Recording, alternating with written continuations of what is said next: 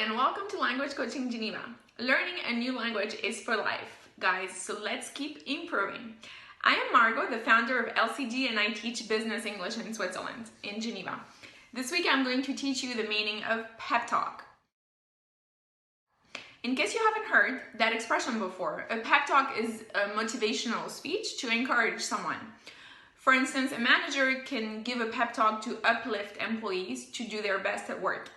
Actually, in the corporate world, giving a pep talk is something super positive and we all enjoy being encouraged, don't we?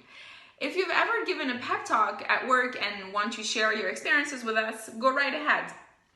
We'd love to hear from you. You can write us in the comment section below. Francophones Learning English, thanks so much for watching. I hope that my video taught you something new today and that you'll use this to shine at work pronto. Don't forget to check out our website, follow us on social media, and on our YouTube channel.